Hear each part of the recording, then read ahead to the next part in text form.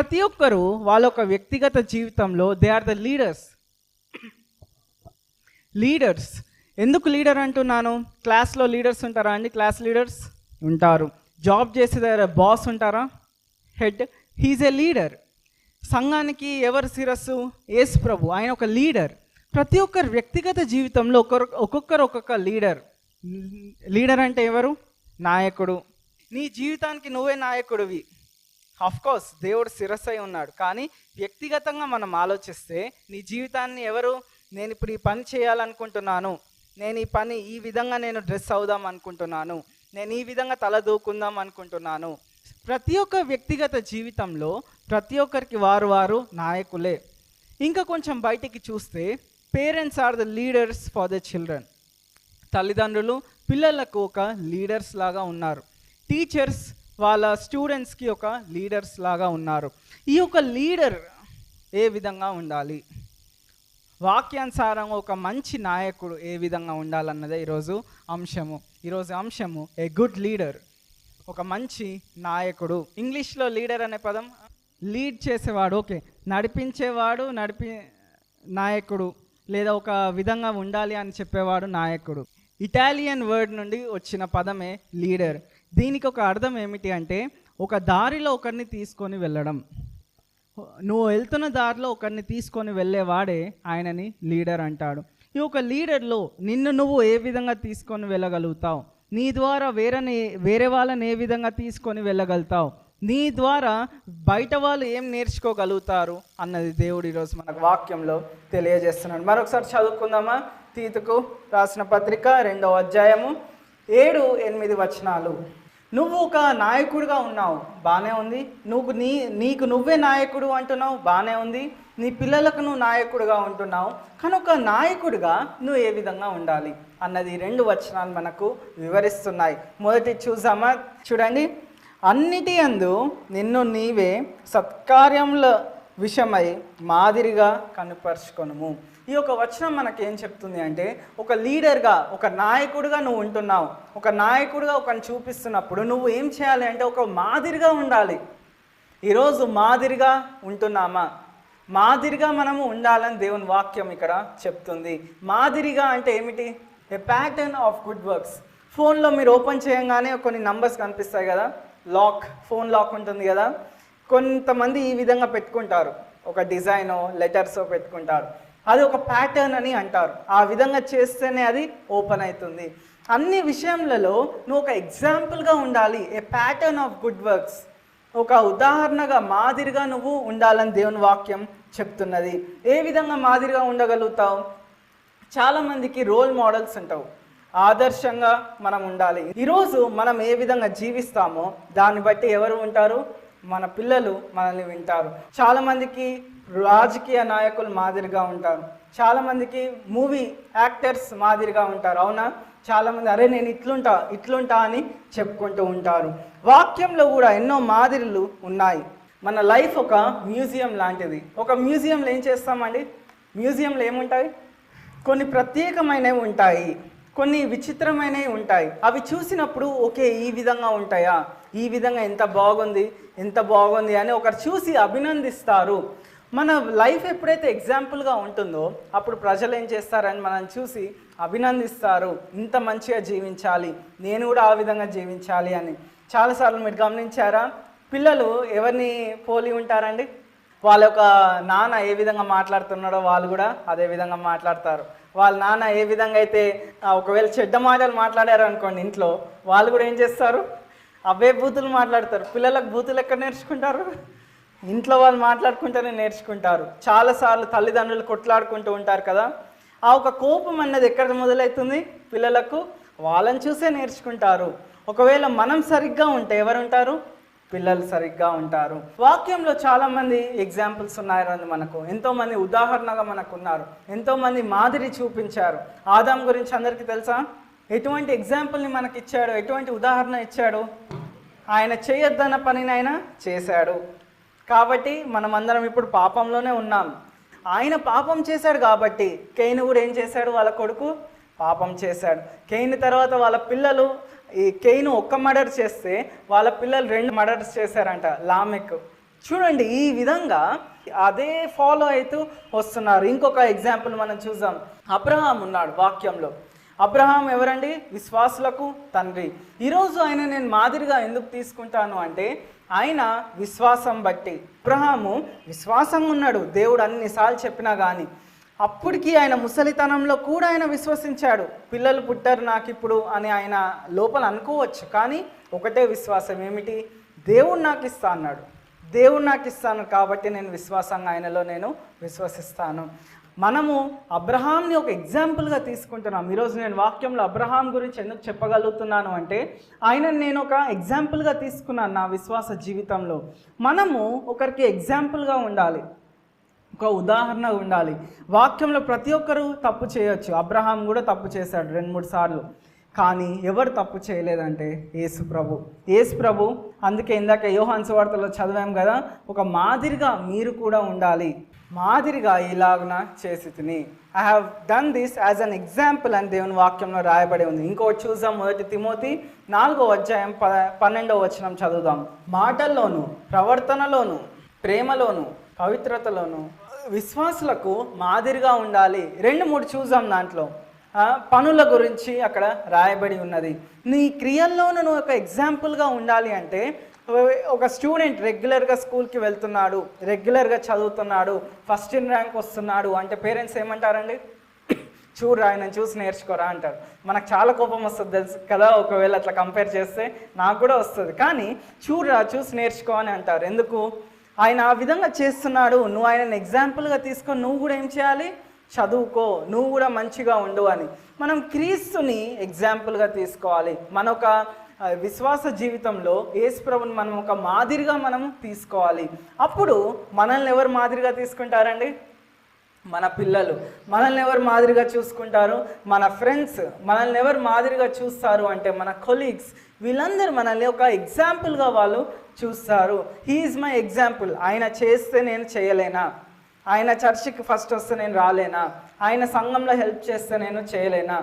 చూడండి, ఒకరికి మనం ఏం చేయాలి అంటే ఒక ఎగ్జాంపుల్గా మనం we should set an example for them. ఎందుకు అంటే leaders set an example to his people. నాయకులు ఆయన ప్రజలకు ఏం చేస్తారండి? ఒక మాదిరిగా వాళ్ళు ఉంటారని దేవుని వాక్యంలో రాయబడి ఉన్నది. ఆ విధంగా మనము ఉండాలి. మన జీవితంలో ప్రతి ఒక్కరు ఇక్కడ నేను వాళ్ళ ఒక సాక్ష్యాలు వింటూ వచ్చాను. దేవుడు నా జీవితంలో చేశాడు. నేను ప్రార్థన చేసినందుకు దేవుడే సమకూర్చాడు. ప్రార్థన చేసినందుకు దేవుడే నన్ను బయటికి తీసుకొని వచ్చాడు. ఆ ఒక ఎగ్జాంపుల్ మీ యొక్క తర్వాత తరానికి అది ఉంటుంది. ఆ ఒక ఎగ్జాంపుల్ మీ యొక్క కొలీగ్స్కి, ఫ్రెండ్స్కి ఉంటుంది. దేవుడు ఆ విధంగా ఒక నాయకుడు ఉండాలని దేవుని వాక్యంలో అక్కడ చెప్తున్నాడు. రెండోది చూద్దామా? ఒక నాయకుడు ఏ విధంగా ఉండాలి అంటే తీతుకు రాసిన పత్రిక 2వ అధ్యాయము 7వ వచనంలోనే మరొక మాట మనం చూస్తాం. నీ యొక్క ఉపదేశము అంటే ఏమిటి? ఇంగ్లీష్లో చూస్తే ఇన్ డాక్ట్రిన్ అని ఉంటుంది. మంచిగా చదువుతా అదేమి. Show yourself in respect to be a model of good works and in your teaching show integrity, dignity and sound speech. Integrity ఇంకా dignity. Teaching, in your teaching. ఒక నాయకుడు ఏం చేస్తాడంటే బోధిస్తాడు. ఒక నాయకుడు ఏం చేస్తాడు అంటే ఒక సిద్ధాంతం కలిగి ఉంటాడు. డాక్ట్రిన్, సిద్ధాంతము అనే మాట మనం అందరం విన్నాం కదా. సిద్ధాంతము అంటే ఏమిటి అంటే ఒక సెట్ ఆఫ్ బిలీఫ్స్. నేను ఇవన్నీ విషయాలు నేను నమ్ముతున్నాను, ఈ అన్ని విషయాలు నేను దీంట్లో నేను విశ్వసిస్తున్నాను, ఈ విధంగా నన్ను నేను సెట్ చేసుకుంటాను అని నమ్మడమే సిద్ధాంతము. నేను దేవుడు లోకరక్షకుడిగా, ఆయన ఆది నుండి ఉన్నవాడుగా నేను నమ్ముతున్నాను, అది నా సిద్ధాంతము. ఒకవేళ నువ్వు యేసు ప్రభు క్రొత్త నిబంధన ఆ సమయంలోనే జన్మించాడు అంటే అది నీ సిద్ధాంతం. కాబట్టి దేవుని వాక్యంలో ఉంది సరైన సిద్ధాంతం నువ్వు కలిగి ఉండాలి అంటే నీ యొక్క కుటుంబంలో ఒక నాయకుడిగా ఉంటూ నువ్వు సరైన పద్ధతి, సరైన నమ్మకం నువ్వు కలిగి ఉండాలి. దేని విషయంలో? మొదటిగా దేవుని వాక్యం విషయంలో నువ్వు సరైన అర్థాన్ని కలిగి ఉండాలి. రెండవది నీ యొక్క వ్యక్తిగత జీవితంలో నువ్వు ఏ విధంగా ఉంటున్నావు. ఫర్ ఎగ్జాంపుల్ మనం చూస్తే మన యొక్క ఆలోచనలు, మన యొక్క ప్రవర్తన. నేను రోజు పొద్దున్నే లేచి ఈ యొక్క సమయంలో నేను బైబిల్ చదవాలి, అది చదవాలి అని మనం కుటుంబంలో ఒక రూల్ పెట్టుకోవాలి. అది ఒక సిద్ధాంతం. మన కుటుంబాన్ని డిసిప్లిన్గా పెంచుతున్నామా, అది ఒక నాయకుడు చేసే పని. చాలామంది నేను చూస్తాను పొద్దున్నే లేసి వాకింగ్కి వెళ్తారు. ఎందుకు అండి? సాయంత్రం పూట వాకింగ్కి వెళ్తున్నారు. ఎందుకు? ఆ ఒక సమయాన్ని వాళ్ళు ఆ విధంగా సెట్ చేసుకున్నారు. వాళ్ళు ఒక సమయాన్ని ఆ విధంగా చూసుకొని నేను ఈ విధంగా ప్రవర్తిస్తాను అని వాళ్ళు చేసుకున్నారు. ఈ యొక్క విషయాన్ని దేంట్లో ఉండాలి అంటే మన యొక్క మాటల్లో, మన యొక్క పనుల్లో, మన యొక్క చేసే ప్రతి దాంట్లో ఈ యొక్క విషయం ఉండాలి.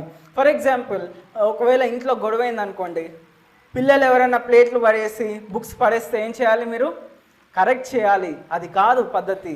నువ్వు సరిగ్గా ఉండాలి.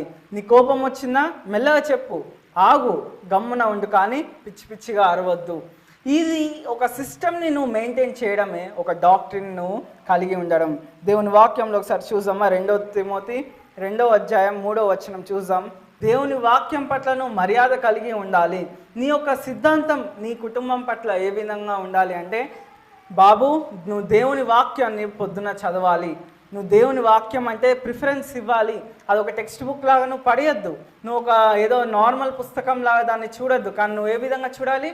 పవిత్రంగా చూడాలి. ఆ దేవుని వాక్యంగా మనం చూడాలి. That is called the reverence. తర్వాత ఇన్కరప్టబిలిటీ అనే ఒక పదంని మనం ఇంగ్లీష్లో చూస్తాం. అంటే దేవుని వాక్యంలో ఉన్న సత్యాన్ని మనం ఇష్టమున్నట్టు వాడద్దు. నీ యొక్క సిద్ధాంతం ఏమై ఉండాలి అంటే దేవుని వాక్యాన్ని గౌరవించేదిగా ఉండాలి. మనం చూస్తే చాలామంది ఏం చేస్తారు అంటే, ఇష్టమున్నట్టు దేవా ఏంది సీరియల్ వస్తలేదు, దేవా ఏంది టీవీలో మంచి సినిమా వస్తలేదు, ఈ విధంగా మాట్లాడతారా అండి? దేవుని మాట వ్యర్థంగా మనం ఉచ్చరించకూడదు అని దేవుని వాక్యంలో ఉంది.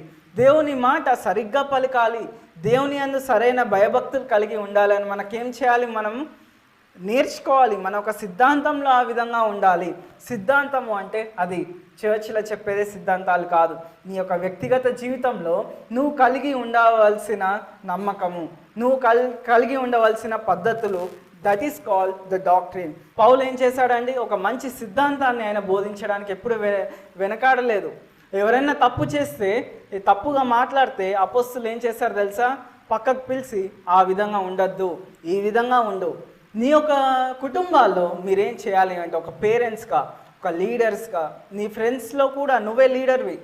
ఎందుకు అంటే నువ్వు దేవుని వాక్యం తెలిసిన వాడివి. నువ్వేం చేయాలి తెలుసా? దేవుని పట్ల భయభక్తులు వాళ్ళకు నేర్పియాలి. దేవుని వాక్యం పట్ల భయభక్తులు మనకు నేర్పియాలి. ఏందబ్బా ఇది ఎంత బోరింగ్ పాయింట్ కదా అని. కానీ నీ ఒక పాయింట్ని నువ్వు నిజంగా ప్రాక్టీస్లోకి పెట్టు. అప్పుడు అది ఎంత కష్టమైనదో మనకు అర్థమవుతుంది, ఎంత విలువైనదో అది మనకు అర్థమవుతుంది. అబ్రహాము యొక్క విశ్వాసము, ఇంకా దానియేలు ఒక యథార్థత. దానియేలు ఏం చేశాడండి? రోజుకి 3 సార్లు మరి యెరూషలేము తట్టు కిటికీ తెరుచుకొని ఆయన ప్రార్థన చేసేవాడంట 3 సార్లు. చూడండి, ఆ ఒక పద్ధతి ఆయన పాటించాడు. ఆ విధంగా ఒక బిహేవియర్, ఆ ఒక పద్ధతిని, ఒక సెట్ ఆఫ్ రూల్స్ని ఆయన ఫాలో అయ్యాడు. నేను పొద్దున్నే లేచి 6 o'clockకి వాకింగ్కి వెళ్తానని ఏ విధంగా నిర్ణయించుకున్నాడో, దానియేలు ఆయన జీవితంలో నేను రోజుకి 3 సార్లు నేను దేవునికి ప్రార్థన చేస్తాను, నేను దేవుని కోసం నిలబడతాను అని ఆ విషయాన్ని ఆయన జీవితంలో ఆయన ప్రాక్టీస్ చేశాడు. మనం కూడా విశ్వాస జీవితంలో ఏం చేయాలి అంటే, మనం ఒక సిద్ధాంతం మనం అందరం కలిగి ఉండాలి. దేవుని తట్టు ఈ విధంగా నేను ఉండాలి, దేవుని పట్ల ఇటువంటి ప్రత్యేకతను నేను ఇవ్వాలి, ఇటువంటి ఒక ప్రాధాన్యత దేవునికి నేను ఇవ్వాలి అని మనము ఉండాలి. ఆ విధంగా ఒక మంచి నాయకుడు ఏం చేస్తాడండి? ఒకరికి ఉదాహరణగా ఉంటాడు, ఇంకోటి ఒక మంచి సిద్ధాంతం కలిగి ఆయన జీవిస్తాడు అని దేవుని వాక్యంలో రాయబడి ఉంది. మా డైరెక్టర్ సార్, ఆయన పొద్దున్నే 6 o'clock లేస్తాడు, ఖచ్చితంగా వాకింగ్ చేసి వస్తాడు. ఇంకా ఏమంటాడు అంటే, ఈ యొక్క మ్యారేజ్ విషయంలో ఒక స్టూడెంట్ అడిగాడు, సార్ నాకు మినిస్ట్రీ చేయాలని ఉంది, కానీ మా వైఫ్ సహకరిస్తలేదు, నేను ఇప్పుడు మినిస్ట్రీ చేయాలా లేదా ఆమెను తీసుకొని రావాలా అని అంటాడు. అప్పుడు డైరెక్టర్ ఏమన్నాడు అంటే, ministry will stay, go get your wife అని అన్నాడు. అంటే నువ్వు ఫస్ట్ నీ భార్యను తీసుకొని రా, మినిస్ట్రీ ఎక్కడికి పోదు, ఇక్కడనే ఉంటుంది అని. ఆ ఒక సిస్టమ్, ఆ ఒక డిసిప్లిన్, ఈ విధంగా ఉండాలి, ఈ విధంగా చేయాలి అన్న మాటలు ఎవరు చెప్తారు? ఒక లీడర్ మాత్రమే చెప్పగలుగుతాడు. ఈ విధంగా ఉండాలని ఎవరు చెప్పగలుగుతాడు? ఒక లీడర్ మాత్రమే చెప్పగలుగుతాడు. అందుకే మీరు కూడా మీ జీవితాల్లో నేను ఈ విధంగా ఉంటాను, నువ్వు ఈ విధంగా చేయాలి అని చెప్పగలగాలి. అని నువ్వు ఎప్పుడు చెప్పగలుగుతావు అంటే, దేవునిలో నువ్వు నాటబడినప్పుడు. ఒక లీడర్ మొదటిగా ఎప్పుడైతే దేవుణ్ణి అనుసారంగా ఉంటాడో అప్పుడు ఆయన ఒక ఉదాహరణగా ఉంటాడు. ఉదాహరణగా ఉన్న నీవు మంచి సిద్ధాంతం కలిగి ఉంటావు, దేవుని పట్ల మంచి డిసిప్లిన్ కలిగి ఉంటావు, మంచి మర్యాద కలిగి ఉంటావు, మంచి విశ్వాసం కలిగి ఉంటావు. ఆ విశ్వాసం నువ్వు ఇంట్లో నేర్పియాలి. అందుకే దేవుని వాక్యంలో ఉంది, నీ పిల్లల జీవితంలో చిన్నప్పుడే వాళ్ళను సరి చేయాలి. పెద్ద అయితే వింటారా అండి? వినరు. పెద్ద అయితే మనకు డిసిప్లిన్ ఉంటారా? ఉండరు. పెద్దలు వస్తే గౌరవించాలి అని పిల్లలకు నేర్పించకపోతే ఏమవుతుంది? పెద్ద అయినాక కూడా ఇష్టం ఉన్నట్టు పిలుస్తారు పెద్దవాళ్ళని. పెద్ద అయినాక కూడా పెద్దవాళ్ళను కొడుతూ ఉంటారు. అవునా? ఈరోజు మనం చూస్తలేమా? కుమారులు కూతుర్లు తల్లిదండ్రుల మీద వెనుక తిరగడం. అవన్నీ ఎక్కడి నుండి వస్తుంది? వాళ్ళ కుటుంబంలో సరైన సిద్ధాంతం వాళ్ళు కలిగి ఉండకపోవడమే దానికి రీజన్. వాళ్ళు సంఘానికి పెద్ద అయినాక వాళ్ళు సంఘానికి రావాలి అని అనుకుంటే మీరేం చేయాలి? మీ కుటుంబంలో ఆ ఒక రూల్ని మీరు పెట్టాలి, ఆ ఒక సిద్ధాంతాన్ని మీరు పెట్టాలి, ఆ ఒక మాటను వాళ్ళకు నేర్పియాలి. ప్రతిరోజు మీ కుటుంబాల్లో ఫ్యామిలీ ప్రేయర్ చేసుకుంటారా అండి? కుదురుతుందా అందరికీ? మనము ఒక రోజులో ఉదయమైనా సాయంత్రం అయినా కలిసి ప్రార్థన చేస్తే పిల్లలు ఏం చేస్తారు తెలుసా? మీ తర్వాత వాళ్ళు కూడా వాళ్ళ కుటుంబాన్ని కలిసి ప్రార్థన చేసుకుంటారు దేవునిలో. A family that prays together stays together అని ఒక భక్తుడు అన్నాడు. ఏ కుటుంబం అయితే కలిసి ప్రార్థన చేసుకుంటారో వాళ్ళు కలిసి ఉంటారంట. ఎన్ని రోజుల్లో తెలియదు, కానీ వాళ్ళు కలిసి ఉంటారు. మన కుటుంబంలో మనం కలిసి ప్రార్థిస్తున్నామా? మన కుటుంబంలో మనం రోజు వాక్యం చదవాలి అని నేర్పిస్తున్నామా? మనం నేర్పకపోతే ఎవరు నేర్పుతారు? మనం ఆ విధంగా చేయకపోతే నువ్వు ఒక మంచి నాయకుడివి కాదు, నువ్వు ఒక దేవుని అనుసారంగా ఉన్న నాయకుడివి నువ్వు కావు. ఇప్పటికీ లేట్ ఏం కాలేదు. ఏం చేయొచ్చు తెలుసా? మీరందరూ ఒక ఎగ్జాంపుల్గా ఉంటూ వాళ్ళ కోసం ప్రార్థన చేయాలి. ఒక్కసారి రానన్నా ఇక్కడ వచ్చి కూర్చో, ఒక 5 నిమిషాలే. గంటలు ప్రార్థన చేస్తే ఎవరికి నచ్చదండి. ఇళ్ళలో ఉన్నమాట చెప్తున్నాను. ఒక 5 నిమిషాలతో ప్రార్థన స్టార్ట్ చేయండి, ఒక 10 నిమిషాలతో ప్రార్థన స్టార్ట్ చేయండి. ఎందుకు వచ్చి కూర్చోరు? ప్రార్థన అయినాక వాళ్ళ ఫేవరెట్ ఐస్ క్రీమో చాక్లెట్ ఇవ్వండి. వాళ్ళందరికీ ప్రార్థన అంటే ఇష్టం ఉంటుందా? అందరికీ ఉంటుంది. కాబట్టి ఆ ఒక నేర్పేయడం అన్నది చాలా ప్రాముఖ్యమైనది. పౌలు ఆ 2 శిష్యులకు ఎంతో మంచి నేర్పించాడు. ఎంతగా నేర్పించాడు అంటే దీస్ ఎపిసిల్స్ ఆర్ కాల్డ్ పాస్టరల్ ఎపిసిల్స్. అంటే సంఘానికి సంబంధించినవి, సంఘానికి సంఘస్థుల యొక్క వ్యక్తిగత జీవితానికి సంబంధించిన పత్రికలు ఇవి. ఎవరు రాశారు ఇవి? వీళ్ళు రాశారు. పౌలు ట్రైన్ చేసిన శిష్యులు రాశారు. కాబట్టి ఆ విధంగా మనం మనుషులను తయారు చేయాలి అంటే మనం ఏం చేయాలి? ఈ విధంగా మనము మాదిరిగా మంచి సిద్ధాంతం కలిగి మనం ఉండాలి. చివరిది మనం చూద్దాం, సౌండ్ స్పీచ్. సౌండ్ హెల్త్ అంటే ఏమిటంటే ఐఎమ్ సేఫ్ అండ్ సౌండ్ అని ఒక పదం ఇంగ్లీష్లో అంటారు. సేఫ్ అండ్ సౌండ్ అంటే నేను అంత క్షేమంగా ఉన్నాను, ఆరోగ్యంగా ఉన్నానని అర్థం. సౌండ్ స్పీచ్ అంటే మాటలు కలిగి ఉండడం, మంచి భాష కలిగి ఉండడం. నాలుక గురించి వాక్యంలో ఎంత రాయబడ్డది తెలుసా? ఒక అధ్యాయం మొత్తం నాలుక గురించి రాయబడి ఉన్నది. దేంట్లో అండి? అవును, యాకోబు 3వ అధ్యాయం తీస్తారా ఒకసారి? నాలుక గురించి అక్కడ రాయబడి ఉన్నది. ఈ నాలుక అన్నది చాలా ప్రాముఖ్యమైనది. నాలుక లేకుండా ఒకసారి మాట్లాడండి, ఎవరన్నా ట్రై చేయండి. నాలుక పైన పెట్టేసుకొని మాట్లాడండి ఒకసారి. మాట్లాడలేము. ఆ నాలుక అంటే ఇండైరెక్ట్గా దేవుడు ఏమంటున్నాడు అంటే నీ హృదయంలో నుండి వచ్చే మాటలు, నీ నాలుక పలికే మాటలు ఎక్కడి నుండి వస్తాయి? హృదయం నుండి వస్తాయి. ఈ యొక్క నాలుక గురించి దేవుడు చెప్తున్నాడు. చాలామంది ఏమంటారు తెలుసా? ఈ నాలుకకు ఎముక ఉండదు, కానీ ఎదుటివాడి ఎముకలను ఇరగొడుతుందంట నాలుక దాని యొక్క పనితో. చూడండి, ఆ విధంగా నాలుక ప్రవర్తిస్తుంది. చూసామా కొన్ని వచనాలు? యాకోబు 3వ అధ్యాయము 5వ వచనం చూడండి. 5, 6, 7, 8 ఈ వచనాలన్నీ నాలుక గురించి రాయబడి ఉన్నది. ఏ నరుడు కూడా దేన్ని సాధు చేయలేదు అంటే దేన్ని టేమ్ అంటారు దాన్ని ఇంగ్లీష్లో. దేన్ని కంట్రోల్లో పెట్టలేదు? నాలుకను మాత్రం పెట్టలేడు. చూడండి, దేవుడు మానవుడికి సమస్త దాని మీద ఆయన అధికారం ఇచ్చాడు. ప్రకృతిలో ఉన్న సమస్త జంతువు మీద మానవునికి అధికారం ఇచ్చాడు. ఒక తిమింగలం ఎంత పెద్దగా ఉంటుందో తెలుసా? మన ఏరియా అంతా సరిపోదు, అంత పెద్దగా ఉంటుంది. కానీ తిమింగలాన్ని ఎవరు చంపగలడు తెలుసా? మానవుడు చంపగలడు. ఒక మంచి ఒక వీడియో వచ్చింది, నేను ఎప్పుడన్నా చెప్తాను. ఓషన్లో నుండి వేల్ ఆయిల్ తీస్తారు. అటువంటి వేల్స్ని చంపడానికి ఎవరు వెళ్తారు తెలుసా? మానవుడు ఒక చిన్న స్పియర్ పట్టుకొని వెళ్తాడు, ఆ ఈటని పట్టుకొని వాళ్ళు వెళ్తారు. వెళ్ళి ఎక్కడనో ఒక కరెక్ట్ స్పాట్ ఉంటుంది ఆ తిమింగలానికి, అక్కడ గుచ్చితే అది అంత పెద్ద తిమింగలం చనిపోతుంది. దేన్నన్నా కంట్రోల్లో పెట్టగలుగుతాడు కానీ దేన్ని పెట్టలేడండి? నాలుకను పెట్టలేడు. వాక్యంలో రాయబడి ఉంది కదా, చిన్న మంట అడవినంత కాల్ చేసినట్టు ఈ యొక్క నాలుక ఏం చేస్తుందంటే కుటుంబాలను, మనుషులను, హృదయాలను నాశనం చేస్తుంది. ఈ యొక్క నాలుక మరి ఏ విధంగా ఉండాలి? వాక్యంలో చూస్తే ఎన్నో నాలుకలను మనం చూస్తాం, ఎంతో మనుషులను మనం చూస్తాం. వాక్యంలో మొదటిగా సర్పం యొక్క నాలుక అంటే సాతాన్ యొక్క నాలుక ఏమని పలికిందండి? అవ్వతో ఏమని పలికింది? నిజంగా దేవుడు ఆ విధంగా అన్నాడా? ఏం గారు మీరు దేవునిలాగా అవుతారు అని సర్పం చెప్తూ వచ్చింది. ఆ మాట మోసం చేసింది. ఆ ఒక నాలుక ఏం చేసింది? మోసపు నాలుక. వాక్యంలో గర్విష్ఠుల నాలుక గురించి కూడా ఉంది. నెబుకద్నెజర్ రాజుకు ఒక కళ వస్తుంది. దానియేలు ప్రవక్త ఆ కళ యొక్క అర్థం చెప్తూ ఏమని అంటాడు అంటే, రాజా ఇప్పటికేం లేట్ కాలేదు, నువ్వు ఎప్పుడైతే నీ పాపాన్ని ఒప్పుకుంటావో దేవుడు నేను తప్పకుండా క్షమిస్తాడు అని. రాజు ఏమంటాడు తెలుసా? ఈ బబులోన్ రాజ్యం అంతా నేనే వేశాను, ఈ బబులోన్ రాజ్యాన్ని ఇంత ఎత్తుకి వచ్చింది అంటే అది నా వల్లనే, నేనెందుకు పశ్చాత్తాపపడాలి, నేనెందుకు ఈ విధంగా ఉండాలి అని గర్వపడతాడు. ఆ అన్న క్షణమే ఏం చేస్తాడు తెలుసా? దేవుడు ఆయనని అడవిలోకి లాక్కొని వెళ్తాడంట. అడవిలోకి లాక్కొని వెళ్ళడం అంటే ఒక యుద్ధం జరిగి ఆయన ఆ విధంగా లాక్కొని వెళ్ళబడి 7 సంవత్సరాలు ఒక జంతువుల గడ్డి తిని బ్రతుకుతాడంట, గోడ్లన్నీ పెరిగిపోయి.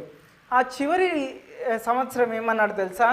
ఇప్పుడు బుద్ధి వచ్చింది ప్రభువా, నాకు ఇప్పుడు బుద్ధి వచ్చింది, నువ్వు పరలోకమున ఉన్న పరమ తండ్రివి, నువ్వు నన్ను క్షమించు అని అక్కడ ఆయన పశ్చాత్తాపడతాడు. చూడండి, ఈయన ఒక మాట ఏం చేసింది? ఆయన నాలుక 7 సంవత్సరాలు ఒక జంతువులాగా ఆయన జీవించడానికి కారణం ఎవరు? నాలుక. ఆ బబులోన్ రాజ్యాన్ని అంతా ఆయన చేశాడు, కానీ ఒక చిన్న అవయవం ఏం చేసింది? ఒక చిన్న part of the body, tongue ఏం చేసిందండి? అదంతా తీసివేసింది. మన నాలుక సరిగ్గా ఉండాలి. మనము ఇంట్లో మాట్లాడుకునేటప్పుడు, మనం పెద్దలతో మాట్లాడేటప్పుడు ఏ విధంగా మాట్లాడుతున్నాం? ఈ యొక్క రాష్ట్రాలలో కఠినమైన భాష ఎవరిది తెలుసా? మోటు భాష ఎవరిది అండి? మనదే, తెలంగాణ వాళ్ళదే మోటు భాష. నా ప్రసంగాల్లో అసలు ముందు ఇప్పుడన్నా కొంచెం పర్లేదు, కానీ నేను కాలేజ్లో ఉన్నప్పుడైతే చాలా మోటుగా ఉండేది నా తెలుగు భాష. వచ్చిండ్రు పోయిండ్రు అనుకుంటా ఈ విధంగా మాట్లాడుతుండే. అంటే ఆ ఒక భాష రెస్పెక్ట్ ఉండదు. తెలంగాణ భాషలో రెస్పెక్ట్గా అనిపిస్తుందా అండి? నువ్వేం చేస్తున్నావు ఈడ అన్నట్టు మాట్లాడతారు. అవునా, మీరేం చేస్తున్నారని ఆంధ్రాలో మాట్లాడతారు. హైదరాబాద్లో ఎట్లా మాట్లాడతారు అంటే మిక్స్డ్ ఉంటుంది మొత్తం. తెలంగాణ కొంచెం ఉంటుంది, ఆంధ్ర భాష కొంచెం ఉంటుంది, కానీ డీసెంట్ ఉంటుంది. కాబట్టి ఈ ఎప్పుడైతే మాటలు మీరు అని మాట్లాడితే మనిషి ఏమవుతాడండి? కరుగుతాడు. అరే మంచిగా మాట్లాడుతున్నాడు అని అనుకుంటాడు. కానీ ఏకవచనంతో మాట్లాడితే ఆయన హర్ట్ అవుతాడు. ఈ మాటలు ఏం చేస్తాయంటే ఒక వ్యక్తిని దేవునిలోనికి తీసుకురాగలదు, ఒక వ్యక్తిని దేవుని నుండి దూరంగా వెళ్ళగొట్టగలదు. మా దేవుడే గొప్ప అని అనే వాళ్ళందరూ ఏం చేస్తున్నారు తెలుసా? వాళ్ళని దేవుని దగ్గరికి రాకుండా వెళ్ళగొడుతున్నారు. నువ్వు దేవుని యొక్క ప్రేమను వర్ణించు, దేవుడు ఎందుకు గొప్పవాడో నువ్వు వర్ణించు, అప్పుడు వాళ్ళ హృదయాన్ని కదులుతాయి. అప్పుడు దేవుని మాట వాళ్ళతో మాట్లాడుతుంది. నీ యొక్క మాట ఏం చేయాలంటే ఒకరికి మాదిరిగా ఉండాలి. చూడు, ఆ బ్రదర్ మాట్లాడినట్టు నేను మాట్లాడాలి, ఆ సిస్టర్ మాటలు హ్యాండిల్ చేసినట్టుగా నేను హ్యాండిల్ చేయాలి. ఎంత కోపం వచ్చినా కానీ ఎంత తీయగా చెప్పింది. మా ప్రొఫెసర్ ఒక ఆయన ఉంటాడు, ప్రసన్న అని. మేము ఎవరం అసైన్మెంట్స్ చేయలే. ఒకరోజు ఆయన క్లాస్కి కోపంగా వచ్చి నవ్వుకుంటూనే అందరినీ తిట్టాడండి. మాకు అర్థం కాలే కాసేపు ఆయన తిడుతున్నాడని. నవ్వుకుంటూనే అందరిని హిహిహి అనుకుంటూనే అందరినీ తిట్టాడు.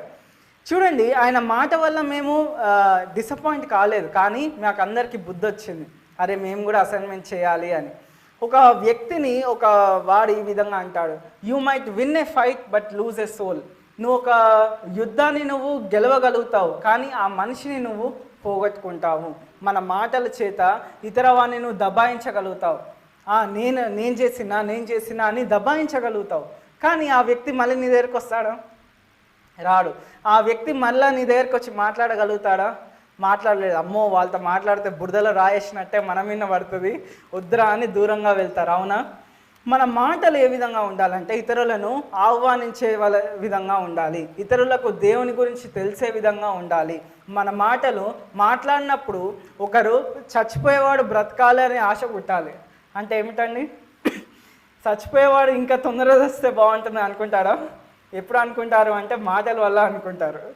కానీ నీ మాటలు ఎప్పుడైతే ఒక బాధలో బాధపడుతున్న వాడి దగ్గర పోయి మంచిగా మాట్లాడండి, ఆయనకి ఏమనిపిస్తుంది? నేను రాగలుగుతాను బయటికి, ఈ యొక్క కష్టం నుండి నేను బయటికి రాగలుగుతాను, నేను ఈ యొక్క మరణ స్థితి నుండి నేను బ్రతకాలి అన్న ఉజ్జీవము ఎవరి వల్ల కలుగుతుంది తెలుసా? నీ యొక్క మాటల ద్వారా. కానీ చాలామంది కొన్నిసార్లు ఏం చేస్తారు అంటే, అవును నువ్వు పాపం చేసినా కూడా నువ్వు అట్లనే అయిపోతుంది, అవును మీరు అట్లా చేయకుండా ఉండాల్సింది, అందుకే ఇట్లా అవుతుంది అని అంటారు. అనేవాళ్ళు ఉన్నారా అండి? ఉన్నారు. మంచిగా అయింది, నువ్వు అట్లా చేసినావు కదా, మంచిగా అయింది అని అంటారు. ఆ విధంగా మనము ఉండకూడదు. చూడండి, జ్ఞానుల నాలుక అవును ఆరోగ్యదాయకంగా ఉంటుంది, అంటే ఇట్ గివ్స్ లైఫ్ అని ఇంగ్లీష్లో ఉంటుంది, ప్రాణాన్ని ఇస్తుంది. అంటే ఆ విధంగా అవి మాటలు సహకరిస్తాయి, ఆ విధంగా మాటలు పనిచేస్తాయని దేవుని వాక్యంలో ఉంది.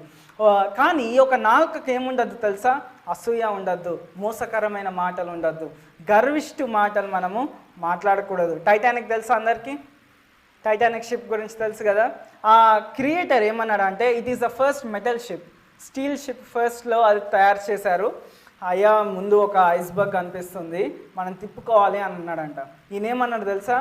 ఇదేనన్నా ఇది గుద్దుకొని పలగొట్టుకొని వెళ్తుంది, దేవుడు కూడా దీన్ని ఆపలేడు అని అన్నాడంట. షిప్కి తగిలిన చిన్న దెబ్బనే తెలుసా, ఐస్బర్గ్ మొత్తం దాన్ని కూల్చివేయలేదు, చిన్న క్రాక్ పడ్డది ఆ షిప్కి. కానీ అంత పెద్ద షిప్ ఏమైందండి? మునిగిపోయింది. ఎవరి మూర్ఖత్వం వల్ల? ఆ నాలుక యొక్క మూర్ఖత్వం. ఎవరి నాలుక? దాన్ని తయారు చేసిన వాడి యొక్క నాలుక. ఒక్కరన్నా బ్రతికాడా? మేబీ కొంతమంది బ్రతికి ఉండొచ్చు, కానీ అంత పెద్ద షిప్ ఏమైంది? అంతమంది ప్రాణాలు ఏమైనాయి?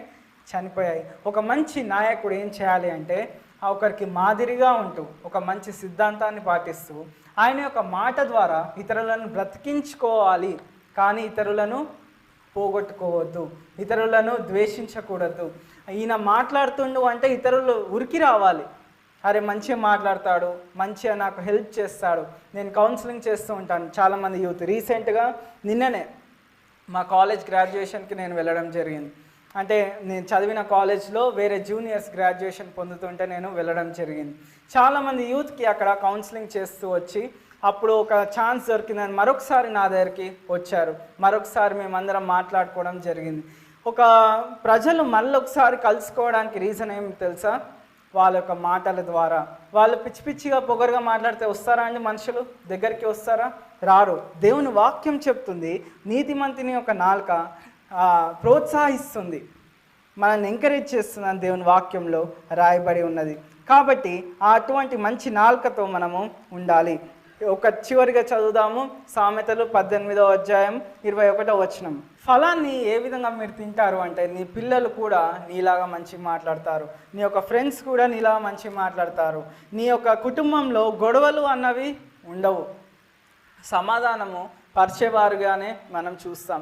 ఇవన్నీ మనం ఎందుకు చేయాలి అంటే, తీతుకు రాసిన పత్రిక 2వ అధ్యాయం 7వ వచనం మొదటి భాగం ఇప్పుడు చదవండి. మనలను గూర్చి చెడు మాట ఏది చెప్పనేరక సిగ్గుపడినట్లు ఇందుకు మనము ఉండాలి. ఒక లీడర్ ఏం చేయాలి అంటే, పరపక్షమందు అపోజిషన్లో ఉన్నవాడు లేదా ముందున్నవాడు మన గురించి చెడు మాట ఏది చెప్పనేరక వాళ్ళు సిగ్గుపడాలి నిన్ను చూసి. అరే నేను అట్లా ఉంటే బాగుండు, అనవసరంగా నేను ఇట్లా జీవిస్తున్నాను, అనవసరంగా నేను ఇట్లా తిరుగుతున్నాను, తాగుతున్నాను, సిగరెట్ కాల్స్తున్నాను అనవసరంగా అని ఎవరు బాధపడాలి? ఎవరు సిగ్గుపడాలి? ఎదురున్న వాళ్ళు సిగ్గుపడాలి. That is called a leadership. ఒక లీడర్ ఏం చేస్తాడంటే, ఎదుటివాడు ఆయన ఫాలో అయ్యేలాగా చేస్తాడు, కానీ ఆయనను చూసి అసహించుకునేలాగా ఒక లీడర్ చేయదు. ఈరోజు కానీ ఒక మంచి లీడర్, ఒక సరైన నాయకుడు ఏ విధంగా ఉంటాడండి? ఒక మంచి మాదిరిగా ఉంటాడు, ఒక మంచి సిద్ధాంతం కలిగి ఉంటాడు, చివరిది మంచి మాట కలిగి ఉంటాడు. ఈ యొక్క 3 చాలా ఇంపార్టెంట్ మన ప్రతి ఒక్క జీవితంలో. ఏరోప్లేన్ అందరికి తెలుసు కదండి. ఏరోప్లేన్ ల్యాండ్ అయ్యేటప్పుడు, టేక్ ఆఫ్ అయ్యేటప్పుడు దానికి ఏం అవసరం? వీల్స్ అవసరం. ఈ 3 వీల్స్లో 3 పార్ట్స్ ఉంటాయి కదా వీల్స్. ఒక ముందు టైర్ తీసేస్తే ఏమవుతుందండి? పడుతుంది కదా, మొత్తం పడిపోతుంది. పోనీ వెనుక 2 ఉన్నాయి కదా, 2 ఎందుకు ఒకటి తీసేస్తే ఏమవుతుంది? అప్పటికీ పడుతుంది. సో ఈ 3 లేకపోతే ప్లేన్ ముందుకు వెళ్ళదు. ఒక నాయకుడి జీవితంలో కూడా ఈ 3 ఉండాలి ఖచ్చితంగా. ఈ 3 ఉంటేనే ముందుకు వెళ్ళగలుగుతాడు. ఈ 3 ఉంటేనే మన తర్వాత వాళ్ళు కూడా మనల్ని చూసి ఒక మంచి నాయకులు అవుతారు. మన వాళ్ళు మంచి నాయకులు అవ్వాలి అంటే మనం మొదటిగా మంచి నాయకులు అయి ఉండాలి. దేవుడి వాక్యాన్ని దీవించిన గాక. దయచేసి స్థలాల్లో లేచి నిలబడితే మనము ప్రార్థన చేసుకుందాం. ప్రేమగల తండ్రి, పరిశుద్ధమైన దేవా, ప్రభువా, ఈ దినాన మేమందరము మీ సన్నిధిలో విన్న వాక్యాన్ని బట్టి వేలాది వందనాలు తండ్రి. మేము ఒక మాదిరిగా ఉండేలాగా మనం తయారు చేయండి ప్రభువా. మరి ఎన్నోసార్లు మా కుటుంబంలో మా వల్ల మరి మా ఇంట్లో ఉన్న వాళ్ళు కూడా ప్రభువా మమ్మల్ని తప్పుగా, మేము చేసే తప్పుడు పనుల వాళ్ళు కూడా తప్పుగా పెరుగుతున్నారు తండ్రి, తప్పుగా జీవిస్తున్నారు.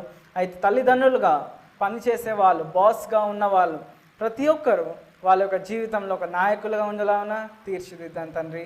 ప్రభువా, మేమందరం ఒక మంచి నాయకులుగా మమ్మల్ని తీర్చిదిద్దాం తండ్రి.